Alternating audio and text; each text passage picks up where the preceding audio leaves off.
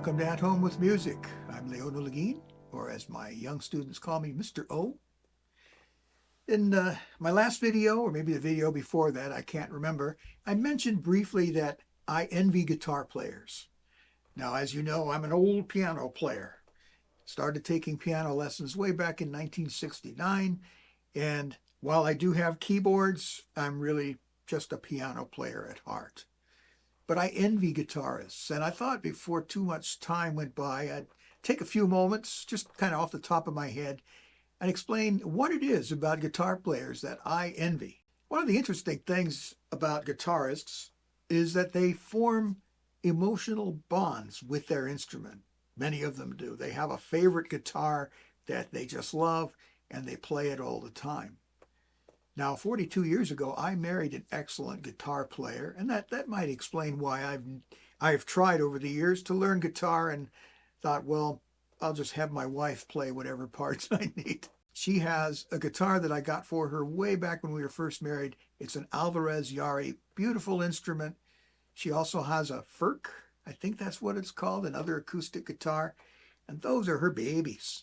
You know, she plays them every Sunday in church. And she also has some electric guitars, but there's an emotional attachment to that instrument. If something were to happen to either one of those guitars or any of her guitars, she would feel that very deeply. Now, I, on the other hand, do not form any type of emotional attachment to my keyboards. This is my Korg Triton LE. A nice keyboard, makes some interesting sounds, but if a better keyboard were to come along, I would put this one aside and use that. I actually only have two keyboards that I use. I've got this one, and then you've seen in some of my other videos, I'm sitting behind my Yamaha C4 stage piano. And I really only use the piano sound because I'm an old piano player. The interesting thing about us keyboardists, people who use keyboards like this, we use them up, and then we get rid of them and get a new one. And I'm just speaking personally, I've never really formed any type of emotional attachment to any of the keyboards that I've used, and I've had several over the years. Guitars, of course, are quite portable, but when you're a piano player and you want to play a regular acoustic piano, preferably a grand piano, well, those are not so portable. I remember reading that Vladimir Horowitz, the famous classical pianist, used to have his personal grand piano moved from his apartment somehow and taken to the concert halls where he was going to be playing. Now that's pretty extreme. So perhaps he has formed that emotional attachment to his grand piano, and that I can understand. There is something about a grand piano that most keyboards can't match. For somebody like me who's not famous and can't afford to have his piano moved, well, I had to play whatever piano was available. And especially during the 70s and into the 80s, I had to play whatever piano was there.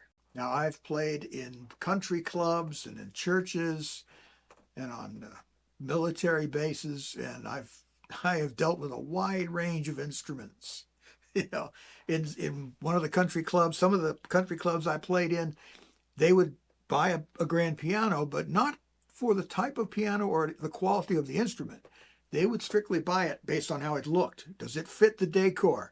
Is it nice and shiny? You know, and so there would be some weird type of piano, like an aerosonic piano or something you've never heard of, and you play it and it's like the action is bad, and they never bother to tune it because it never occurs to them. They move it around all the time without putting it on a proper trolley.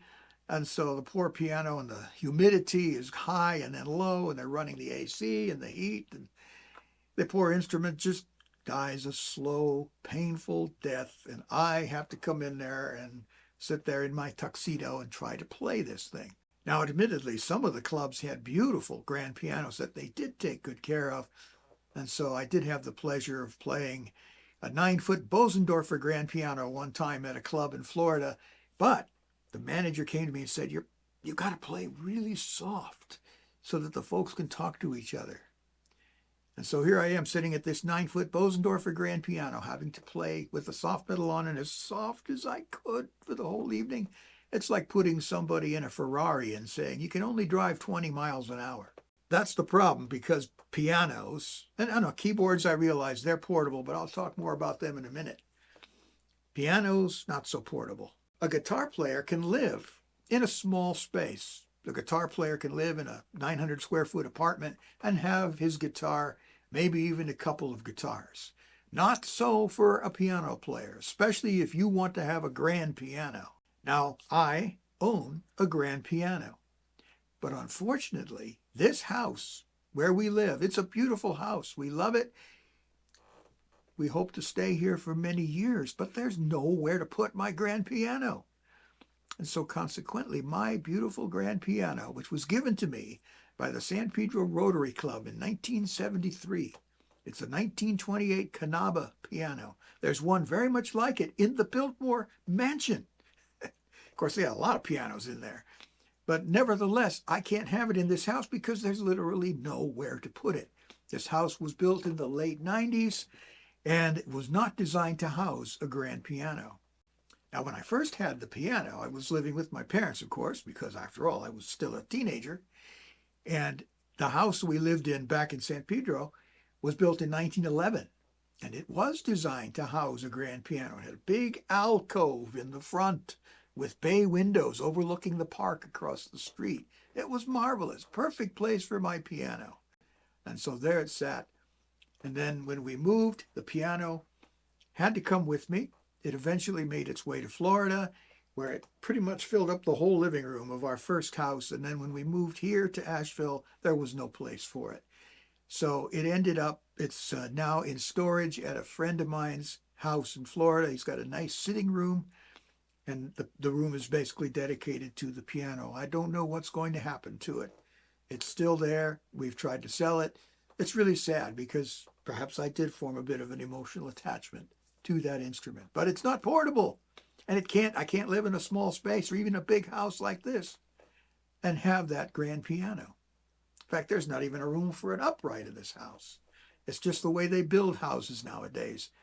People have keyboards. I got 2 keyboards, one in this room, one in the next room. No problem, but no room for a piano, a real piano. If a guitar player is going out to play somewhere, he doesn't have that much to carry, especially if he's just an acoustic guitarist. Put the guitar in a case, pick it up, off you go. Whereas if you're a keyboardist, I've got to bring the keyboard, I've got to bring the stand, I've got to bring something to sit on. Now, I know that a lot of keyboard players play standing up. I used to do that when my wife and I had a rock band in the early 80s, and I looked like a dork. I am so glad that there was no YouTube in those days, because there would be some embarrassing videos of me trying to rock out and play the keyboard standing up. Nope, I prefer the dignified posture of sitting at the piano and playing.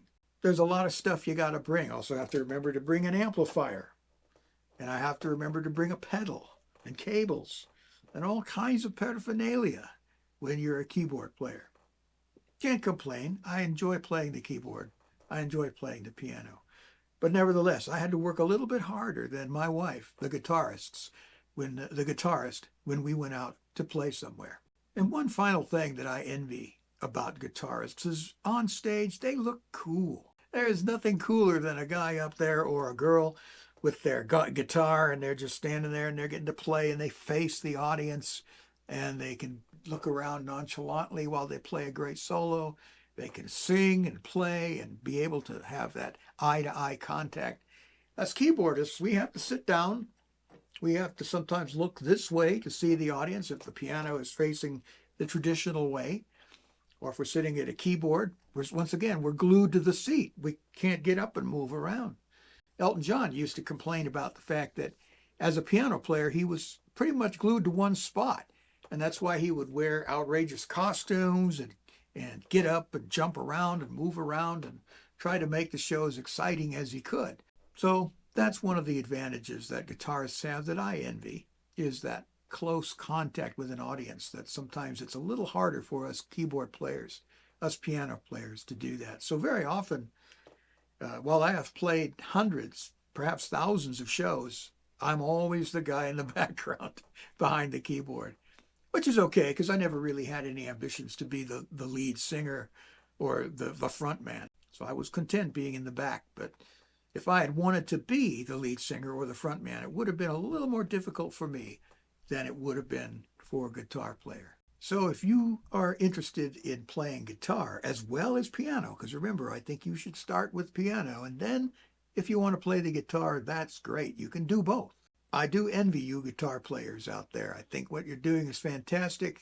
Some of the things that you can learn here At Home with Music will definitely help you, not only with your piano playing, but also with your guitar playing and your musicianship in general. Those are just a few of the reasons why I'm envious of guitarists.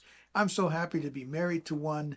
I know several musicians that I've worked with over the years that are wonderful guitar players, great people. A lot of them also know how to play the piano a little bit too. So anyway, thanks for watching, listening to me ramble on for a little bit.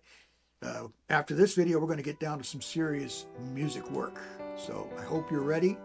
Hope you're having a happy New Year so far.